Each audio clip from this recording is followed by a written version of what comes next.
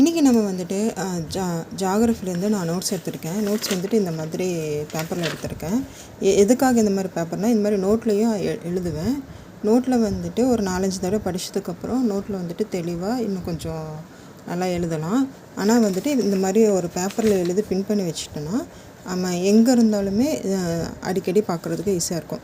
இப்போ ஒரு டீ குடிக்கிறோன்னா கூட ஒரு 5 செகண்டில் நம்ம இதெல்லாம் ரிவைஸ் பண்ண ஆகும். இது பார்த்திங்கன்னா தமிழில் இருக்கக்கூடிய திணைகளும் பொழுதுகளும் எனக்கு அடிக்கடி எத்தனை தடவை படித்தாலும் மறந்து போகுது.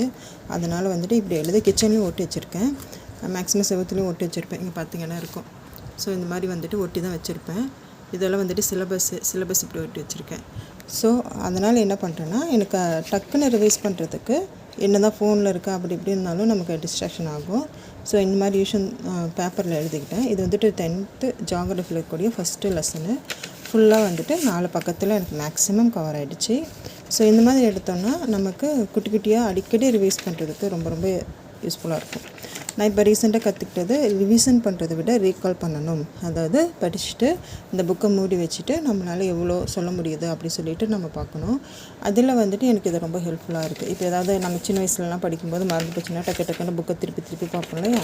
அந்த மாதிரி நான் ரீகால் பண்ணுறேன்னா என்னென்னலாம் இருக்குது. இப்போ இந்தியா வந்துட்டு பரப்பளவில் எத்தனாவது நாடு, ஆசியாவில் எத்தனாவது நாடு, எந்தெந்த நில எல்லைகள் இருக்குது, அதுக்குள்ளே வந்துட்டு ஆறுகள் எங்கே இருக்குது, மலைகள் எங்கே இருக்குது, இமயமலையில் எத்தனை பிரிவுகள் இருக்குது, அதில் எது பெருசு எது சின்னது, கணவாய்கள் எதில் இருக்குது, அந்த மாதிரியான ஆறுகள், கிழக்கு நோக்கி பாயும் ஆறுகள், மேற்கு நோக்கி பாயும் ஆறுகள், அதனோட நீள அகலம் என்ன, இந்த மாதிரியான எல்லா விஷயமுமே மேக்ஸிமம் இந்த 4 பேஜில் வந்துடுச்சு. எனக்கு இப்போ என்னமோ இந்த பெரிய லெசனை ஈஸியாக படித்த மாதிரி ஒரு ஃபீல். ஸோ நீங்களும் இந்த மாதிரி ட்ரை பண்ணி பாருங்கள். தேங்க்யூ.